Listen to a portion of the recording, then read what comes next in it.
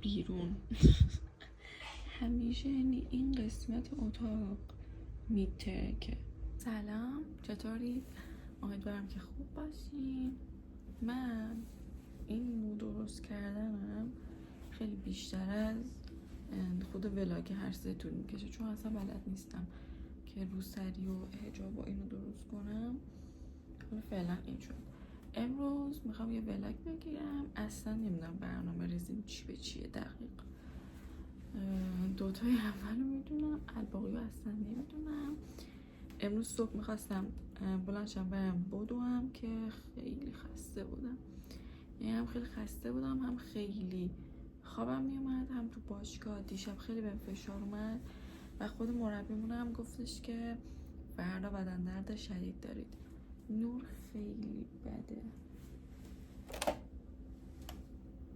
همچنان بده ولی باز بهتره. همطور که یادتونه من سری پیش نودل درست کردم که خیلی تند بود و این جا موند. حالا میخوام این درست کنم و بخورم. همطور که یادتونه اگه ویدیو قبل ندیدید برید ببینید، خیلی باحاله به نظرم. این نودله فکر میکنم قهوه‌ای رنگه و اسمش نودل لوبیا سیاهه. حالا من اینو الان میخوام درست کنم.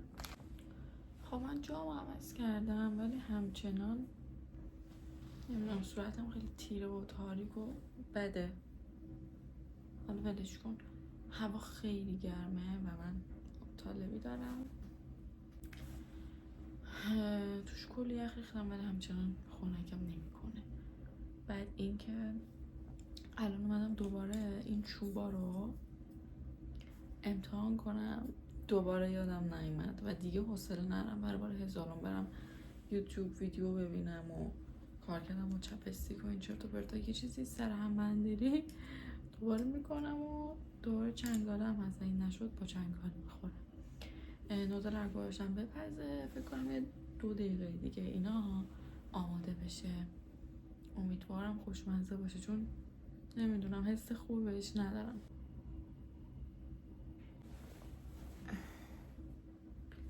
حرارتش معلوم میشه تو ویدیو، یعنی نمیدونم. آقا نودل پخت این همون قبلیه چیزش.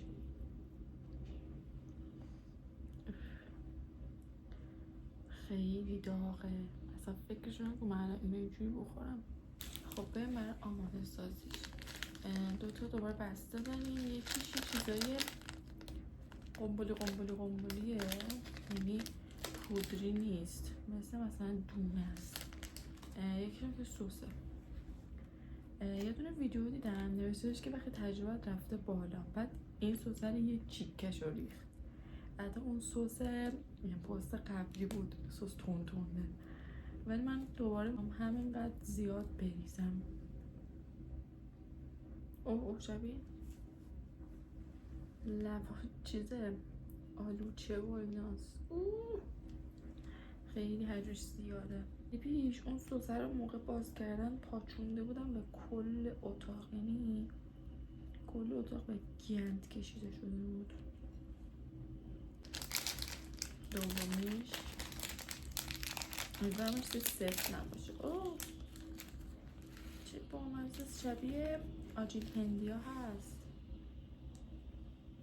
میبینی یه همچین شکلی شد. آقا واقعا نمیدونم این بیبلکی ها چیه توش. یه چیزایی مثل دانه سویا هست اون شکلیه و واقعا نمیدونم مثلا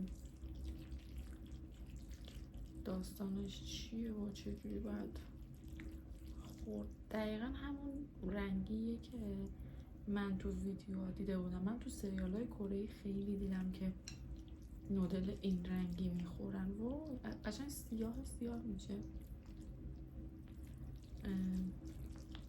سری پیش آب کم ریختم، این سری آب زیاد ریختم، ثبات ندارم کلا.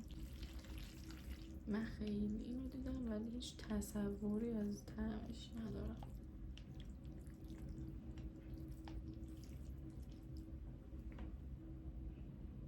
این شکلیه.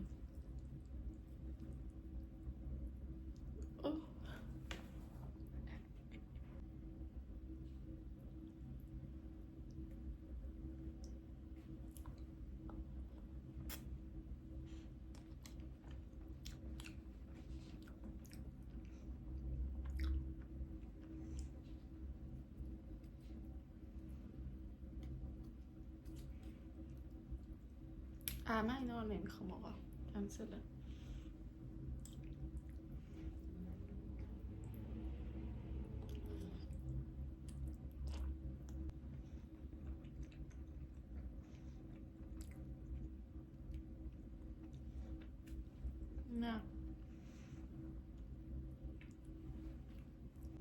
نه آقا اونقدی ما نیست. مزه واقعا مزه هیچ چیز خاصی نمیده.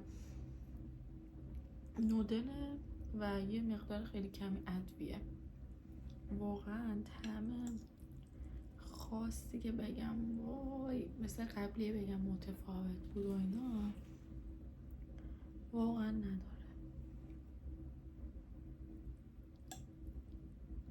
حالا هی بذار از این قسمت های سوسیش هم بخورم.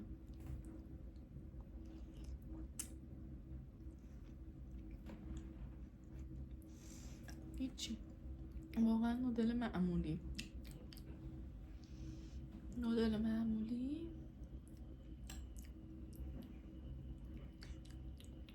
و رنگش فقط فرق میکنه همین، یه ذره حالت تخمزه حالا متفاوتی داره ولی واقعا نه، یعنی من اصلا از این چیز خاصی ندیدم.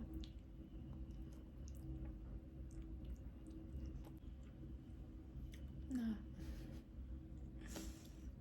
هی میخوام یه دلیل برای خوب بودنش پیدا کنم و میبینم به بدمزه نیست ولی مزه خاصی هم نداره.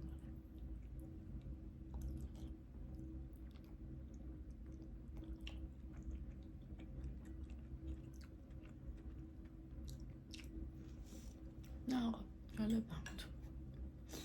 فعلا خداحافظ. ساعت الان نزدیکای 3 و من میخواستم بعد از خوردن اون نودله برم تعمیرگاه. حتی آرایش کردم ولی هرچی هوا رو نگاه میکنم افتضاح گرمه، یعنی اصلا میدونم اگه برم بیرون 100% گرما زده میشم. برای میخوام بذار صبر کنم. بعد این نودلم که گند زد، سری پیش به اتاق گند زد، این سری به لباسام. یعنی نگاه کردم موقع خوردنش مانتوام و شلوارم که خواستم باشون برم بیرون تمام سوسی شده، سسش هم که مشکیه. حالا باید چیز کنم، یه سری رخت شستنی دارم، همین اینم بهش اضافه شد، اینو بشورم، لباسای بالمو بشورم که شنبه دوباره باشگاه دارم و وایسم یه ذره هوا معقول شه. بعد ببینی الان قیافم خوبه، درشو فهمیدم، اصلا درد گرفت. یکی به خاطر این بود که اونجا نور اوکی نبود، دو دلیل اصلیش این بود که آبی پوشیده بودم و آبی نور رو انگار تیره میکرد صورتمو، چون بعد که اون آبی رو در بردم و همونجا بودم تا معقول تر شد. تجربه شد که دیگه تو ویدیوها آبی نپوشیم. بعد الان میخوام ویدیو ادیت کنم، ویدیوی کجا رفته بودیم، نمایشگاه میانه خواب میانه بیداری رو میخوام ادیت کنم. امیدوارم که تنبلی رو بذارم کنار و این کار انجام بدم. اومدم تعمیرگاه و مطمئنم که بهم انداختن، یعنی اصلا مطمئنم که یه ذره ازم گرون گرفت. کاری هم نمیشه کرد، کلا مملکت ما همین جوریه دیگه. یه زن میبینن و مثلا میبینن یارو نمیدونه داستان چیه، میگن این تومه خوبیه بهش بندازیم. این هم به ما انداخت دیگه. دم خونه ایم که من نمیخواد، ولی خب چاره ای نبود. هیچ چیزی تو این دنیا منو اندازه این که اتاقم مرتب باشه خوشحال نمیکنه و الان در مرتب ترین حالت ممکن هستیم.